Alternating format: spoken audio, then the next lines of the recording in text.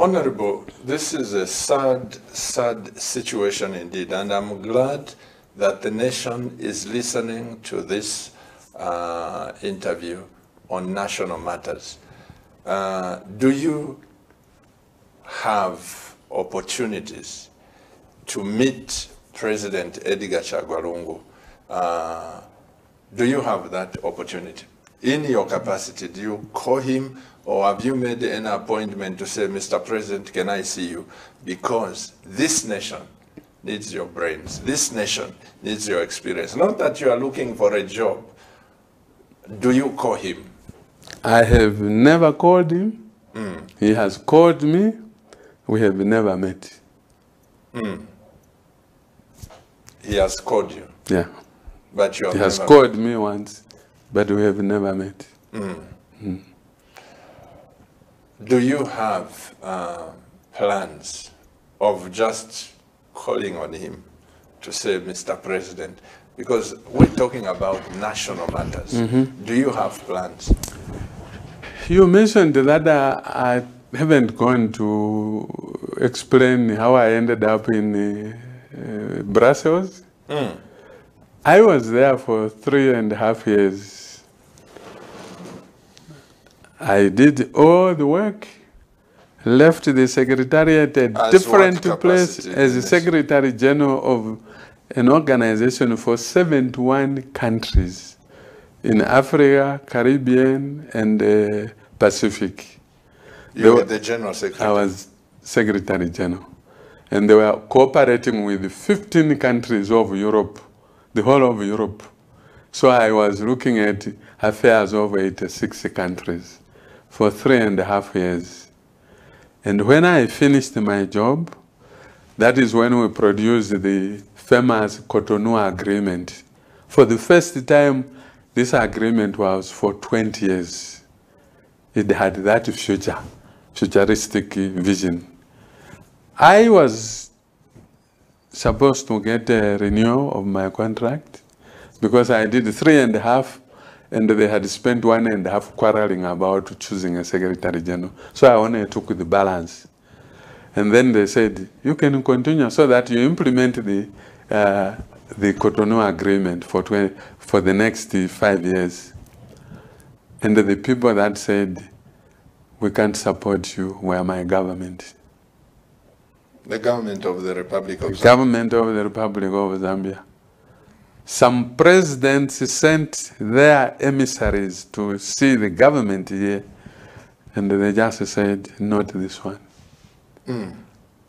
By the time I was leaving Brussels, I was sure that having been Secretary General for this huge organization, over 200-300 million people, I'm going home. I arrived home in the middle of, at the beginning of March, and it was a rainy day. Which year was it? 2000. In 2000? Yeah, in March 2000. I arrived on a rainy day, and I had to clear my luggage at the airport. Nobody wanted to help me. The protocol officers were there. I could see some of them. I knew them. They never came near to me. I went, cleared my luggage, went to our house. We had then taken part in the house ownership. We had bought a house on Independence, and we had paying in installments. We went there. It took me 6 months to seek an appointment to say to my supervisors, my appointing authority, I have come back. In 6 months, I failed to see a director. I failed to see the PS. I failed to see the minister. I failed to see the vice president. I failed to see the president. Nobody wanted to hear my story. Why they sent me to Europe and what I did. Who was the president? FCJ. Oh, well, okay. Oh, 1991 to... Okay. Yeah. And it was from there when I realized that most of the knowledge I had accumulated in that 3.5 years would be wasted if I didn't do anything. And what I did was, I'm going to join a party and get rid of this government. I joined the UPND and helped Mazoka to campaign for 2001 elections. The rest is history. After that, I sat down and I just said I would be a private consultant. I used to go all over the place to consult even for governments, even for international organizations, not in my country. I tried to go to some of these ministries, which I knew very well. Young people would be teasing me, you think you are the best, you know everything. And I sit there, like any consultant, you have to show your professionalism. And they just jeer, and I walk out. I don't even get a letter of regret. That's when I say, just then I knew the country had gone astray. So when in fact President Mwanawasa approached Mazoga to form a coalition, Mazoga refused.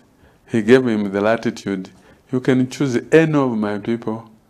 I will ask them to join you. Those who were politicians, I was not a politician then. I was purely a professional. Those who were politically minded, they refused. I said, I was brought up under KK as a civil servant. If a head of state calls me, who am I? Where do I go? I recalled somewhere in 1979 when I had gotten a job with ADB, and at the last minute, the president stopped me. And then I was telling my wife at home to say, we can still go. After all, we have the tickets at UTA, the French airline. And then my wife said, but you know, this passport, it says owned by the Republic of Zambia, property of the... Don't you think they can take it away even while you are in the plane? Sometimes these women we marry, you don't know what they can serve you. I'm telling you. So I said, what do you want me to do? She says, just look for a farm. I know you have too much knowledge on farming.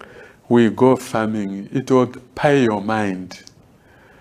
And that is how we got this farm in Ichoma. And that farm has basically been our bread basket. Honorable Magande, I'm so delighted. The nation may not know what we are dealing with, but I'm sure the Camnet TV viewers are following this program, National Matters. My wife and I, by the grace of God, I came to your house to let you know of our intentions. Exactly. And also, if Zambians take off the jackets of tribalism, if Zambians take off the jackets of individualism, who is who, we can make this nation great. Very, very easy. Our president needs support. This government needs support. And we came to you because we realize that the vast knowledge, in fact, I didn't know that God has endowed you with all this until when you sent a text to Camnet TV. And I said, I can't waste this time.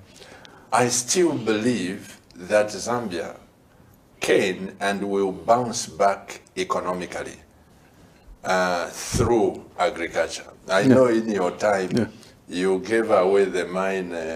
I don't know whether this is true or not during Mwanawasa, that the mine was sold at $25 million. Whether that is true or not, I don't know. There were job losses. But I still believe that Zambia is a great nation. It is. We have vast land to Exactly. bounce back economically. Exactly. And my wife and I can only pray that as we sit at national level, national Insaka, Indaba, and look at this agriculture, look at the future of Zambia, we will need your vast experience. Do you believe that Zambia can bounce back economically? Because at the time you were minister of finance, the kwacha was at $3 to $1. Am I right? Or it was somewhere there, I understand. Yeah. It was 3. Some managed to get it when it came to 2.9, 2 kwacha 9 but I think it was 1 a day, and then after that we said no, this is too low. Let's raise it above 3. Yeah. So it went to 3. Yeah. And do you see a future, Honorable Magande, when we can repair our economy? You are a qualified man, you are a guru in this. Do you see a situation where Zambia will bounce back? From my background, really, coming as a child brought up on the benefits of the land, not a single day did I go without a meal. My parents said, you should not allow yourselves to go without a meal, whether it is of cassava, of sorghum, of masuku, of anything that can grow on the earth. And I always have told people, the first thing that God did was, just as he was making this human being in his own image, he had a garden. And I have always said, jokingly to my friends, that's why he made Adam and Eve. There was nobody to look after the garden. So he said, I'm making you, I have been looking after it, now it's your responsibility to look after this. So for me, I have believed from the soil, whether it is fruits, whether it is grains, whether it is cattle, whether it's fish, this country has a potential. But like the famous Bolang, one of our famous agriculturists said, you can't eat the potential. The potential must be exploited. And the opportunities are there to exploit that potential. If I imagine now when I sit, I see Nakambala Sugar Estates, 1 hectare piece of land. By the time it was 1 hectare, they had something like 10 by 10 square meters of trial plants, which they got from the Lungu Sugar Estate. Now Nakambala is about 25,000 hectares. I have incredible stories, which when I tell people, they say, can it be done? I go to Lima Bank, start a new bank, and I said, none of the defaulting farmers will be chased out of their farms. No berries on my farmers. I want them to remain there. If somebody has been on a farm for 20 years and has failed to pay the loans, it's not his fault. It's a lack of help and supervision. And the Lima Bank produced new farmers out of the old farmers. And we produced new farmers who had new land. Out of the effort we were there, we started an irrigation scheme. And we said to one farmer, we want you to be a guinea pig. We are going to give you money for 2 center pivots. And the center pivots, this you see, had just been introduced, 1986.